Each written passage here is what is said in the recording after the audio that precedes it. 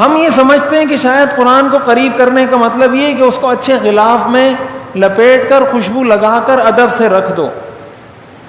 یہ قرآن کا ادب ہے، اچھی بات ہے، کوئی کرتا ہے، لیکن کیا قرآن اس مقصد کے لیے نازل ہوا تھا؟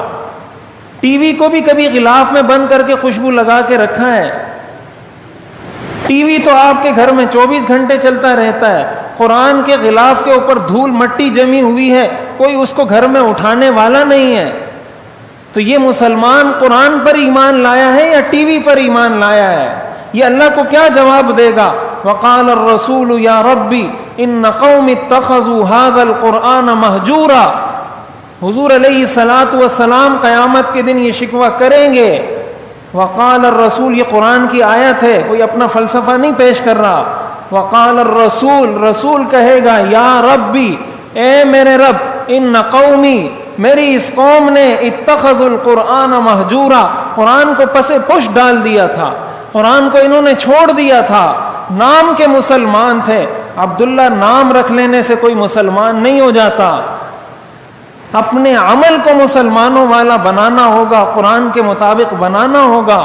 جب رسول یہ شکوہ کریں گے کہ میری اس قوم نے اس قرآن کو پس پش ڈال دیا تھا، وَيَوْمَ يَعَضُّ الظَّالِمُ عَلَى يَدَيْهِ يَقُولُ يَا لَيْتَنِي اتَّخَذْتُ مَعَ الرَّسُولِ سَبِيلًا يَا وَيْلَتَا لَيْتَنِي لَمْ أَتَّخِذْ فُلَانًا خَلِيلًا لَقَدْ أَضَلَّنِي عَنِ الذِّكْرِ بَعْدَ إِذْ جَاءَنِي وَكَانَ الشَّيْطَانُ لِلْإِنسَانِ خَذُولًا. قیامت کے دن گناہگار ظالم اپنے ہاتھ کاٹے گا، اپنے ہاتھ چبائے گا اور کہے گا اے کاش میں نے اس رسول کی بات مانی ہوتی. اس رسول کی بات یہ قرآن ہے، یہ حدیث ہے، یہ مذہب ہے، یہ اسلام ہے. وہ کہے گا یا ویلتا، اے میری بربادی، لیتنی لم اتخذ فلانا خلیلا، میں نے اس فلاں آدمی کو دوست نہ بنایا ہوتا. آج ہمارا سب سے بہترین دوست ٹی وی ہے، آج ہمارا سب سے بہترین دوست موبائل ہے، آج ہمارا سب سے بہترین دوست وہ ہمارا یہ لہو و طرب کے آلات ہیں، میوزک ہے، یہ ہمارے دوست بن چکے ہیں. ہمارے پاس قرآن کے لیے وقت نہیں، والدین کے لیے وقت نہیں، رشتہ داروں کے لیے وقت نہیں، پڑوسیوں کے لیے وقت نہیں. ٹی وی کے لیے ہمارے پاس 24 گھنٹے ہیں، موبائل کے لیے ہمارے پاس 24 گھنٹے ہیں، سوشل میڈیا کے لیے ہمارے پاس 24 گھنٹے ہیں. اور قرآن کو پسے پش ڈالنے کا کیا مطلب ہوتا ہے؟ اور ہم قرآن کو کس طرح پسے پش ڈالیں گے؟ اسی کو تو کہا جاتا ہے یا ویلتا لیتنی لم اتخذ فلانا خلیلا، کاش میں نے اس ٹی وی کو دوست نہ بنایا ہوتا، کاش میں نے اس موبائل کو دوست نہ بنایا ہوتا، اس وی سی آر کو دوست نہ بنایا ہوتا، ان میوزک والوں کو، فلم اسٹاروں کو، اداکاروں کو دوست نہ بنایا ہوتا.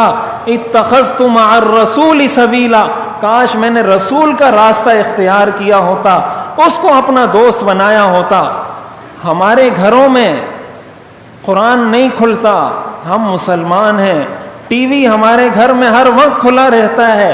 کبھی ہم نے اپنے گریبان میں جھانکا ہے؟ غلاف میں رکھ لینے سے قرآن کا حق ادا ہو جائے گا؟ اس لیے اللہ نے قرآن کو نازل کیا تھا. کیا جواب دیں گے ہم اللہ کو؟ حضور علیہ الصلاۃ والسلام کے سامنے قیامت کے دن پیش ہونا ہے. کیا منہ لے کر جائیں گے اپنے آقا کے سامنے؟ کیا جواب دیں گے اپنے آقا کو؟ یہ کوئی ہوائی باتیں نہیں ہیں، کوئی خیالی، کوئی فلسفہ، کوئی افسانہ نہیں ہے، یہ حقائق پر مبنی چیزیں ہیں. ہم نے اگر اپنے آپ کو، اپنی اولاد کو قرآن کے قریب نہیں کیا تو ہماری تباہی کے لیے اور کسی چیز کی ضرورت نہیں ہے، اور کسی چیز کی ضرورت نہیں، کسی چیز کی ضرورت نہیں. قرآن سے دوری مسلمان کی تباہی کے لیے کافی ہے. اس لیے کہ مسلمان کو پوری گائیڈ لائن زندگی کی دینے والی کتاب وہ قرآن ہے. اپنے مذہب کے لیے ہمارے پاس ٹائم نہیں ہے. کیا ہم قرآن کریم کو صحیح طریقے سے پڑھ سکتے ہیں؟ ہمارا قرآن کا تلفظ ٹھیک ہے؟ کیا جس طریقے سے قرآن کو پڑھنا چاہیے؟ حدیث شریف میں آتا ہے اقرأ القرآن بلحون العرب واصواتها، کہ قرآن کو اس طرح پڑھو جس طرح عرب لوگ پڑھتے ہیں، عرب کے لہجے میں، عرب کی آواز میں قرآن کو پڑھو. کیا ہمیں اگر کوئی ابھی ادھر مائک پر بلائے اور کہے کہ آپ قرآن کریم کی تلاوت کریں ایک رکوع کی، کیا ہر آدمی اپنے آپ پر غور کرے میں اس پوزیشن میں ہوں کہ یہاں کھڑے ہو کر میں تلاوت کر سکوں ایک رکوع کی؟ اگر میں قرآن کریم کی ایک رکوع کی تلاوت صحیح طور پہ نہیں کر سکتا، میرے مسلمان ہونے کا کیا مطلب ہے؟ کس منہ سے ہم اپنے آپ کو مسلمان کہتے ہیں؟ اس لیے کہ میں مسلمان کے گھر پیدا ہوا ہوں، اس لیے کہ میرے والدین مسلمان ہیں، اس لیے کہ میرے رشتہ دار مسلمان ہیں۔ حضرت نوح علیہ السلام پیغمبر تھے، حضرت نوح علیہ السلام کا بیٹا مسلمان کے گھر میں نہیں، پیغمبر کے گھر میں پیدا ہوا تھا، جہنم میں جائے گا، غرق ہو گیا اس دنیا میں۔ مسلمان کے گھر میں نہیں، پیغمبر کے گھر میں پیدا ہوا تھا۔ ہمیں اس بات پر گھمنڈ ہے کہ میں مسلمان کے گھر میں پیدا ہوا ہوں۔ قرآن نے حضرت نوح علیہ السلام کو، جب حضرت نوح علیہ السلام نے اپنے بیٹے کے لیے دعا کی، اللہ تعالیٰ نے منع فرمایا، یا نوح انہ لیس من اہلک، یہ تیری اہل میں سے نہیں ہے، یہ تیری اولاد میں سے نہیں ہے، یہ تجھ سے نہیں ہے۔ انی اعظک ان تکون من الجاہلین، آئندہ اگر مجھ سے اپنے اس بیٹے کے بارے میں سوال کیا، اس بات کا خطرہ ہے کہ تمہیں بھی جاہلوں کی فہرست میں ڈال دیا جائے۔ اتنی خطرناک بات ایک پیغمبر سے کہی جا رہی ہے۔ قرآن کا تلفظ ہمارا کتنا ٹھیک ہے، ہر آدمی سمجھ سکتا ہے۔ مجھے قرآن کا ترجمہ کتنا آتا ہے؟ آیا مجھے سورہ فاتحہ کا ترجمہ آتا ہے یا نہیں آتا؟ ہر نماز میں پڑھتا ہوں، ہر رکعت میں پڑھتا ہوں، مجھے پتہ بھی ہے اللہ مجھ سے کیا کہہ رہے ہیں اس آیت میں، اس صورت میں اللہ کا کیا مجھ سے حکم ہے، کیا مجھ سے مطالبہ ہے، کیا مجھے پتہ ہے؟ جو صورتیں ہم تلاوت کرتے ہیں نماز میں، کیا ہمیں پتہ ہے کہ ہم یہ کیا پڑھ رہے ہیں، کیوں پڑھ رہے ہیں، ہمیں اللہ کیا فرما رہے ہیں؟ اپنے بچوں کو قرآن سے جوڑیں۔ دیکھیں، یہ بات میں بار بار کہتا ہوں، میں آپ سے یہ نہیں کہتا کہ اپنے بچوں کو آپ پورا عالم بنائیں، کوئی بناتا ہے کہ بہت اچھی بات ہے، بہت فضیلت کی بات ہے، بہت اعلیٰ بات ہے، لیکن مسلمان بنانا تو والدین کی ذمہ داری ہے یا نہیں کہ اپنے بچے کو مسلمان بنائیں؟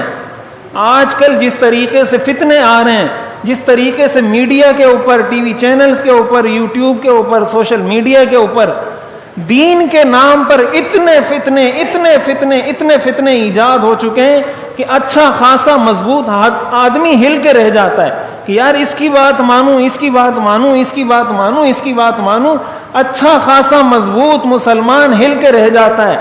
تو جس کو قرآن کا ترجمہ بھی نہ آتا ہو، جس کو قرآن کی بنیادی معلومات بھی نہ آتی ہوں، اس کا کیا حال ہوگا؟ اس کو تو ذرا سا کسی نے جھٹکا دیا وہیں ہل جائے گا۔ یہ ایمان ہمارے پاس ہے، لیکن اس بات کی کوئی گارنٹی نہیں ہے کہ یہ ایمان ہم قبر میں ساتھ لے کر جائیں گے، اس بات کی کوئی گارنٹی نہیں ہے ہمارے پاس۔ قرآن کریم میں آتا ہے وَلَا تَمُوتُنَّ إِلَّا وَأَنْتُمْ مُسْلِمُونَ، تمہیں موت اس حال میں آنی چاہیے کہ تم مسلمان ہو۔ اور یہ موت کب مسلمان ہونے کی حالت میں آئے گی؟ جب زندگی مسلمان ہونے کی حالت میں گزرے گی۔ اگر پورا عالم نہیں بنا سکتے اپنے بچے کو قرآن صحیح طریقے سے پڑھنا سکھائیں، کل آپ مر جائیں گے، قبر میں پڑے رہیں گے، پھر مولویوں کے پیچھے آپ کی اولادیں چکر لگاتی رہے گی۔ کیوں مولویوں کے پیچھے چکر لگاتے ہو؟ خود کیوں اپنی اولاد کو اتنا نہیں پڑھاتے کہ وہ آپ کے پیچھے کل ایصال ثواب کر سکے، ایک قرآن پڑھ کر آپ کو بخش سکے؟ اپنی اولاد کو اس قابل بھی نہیں بنایا کہ مرنے کے بعد ایک قرآن خود پڑھ کر آپ کو ایصال ثواب کر سکے۔ یہ اولاد آپ کے کس کام آئے گی آخر؟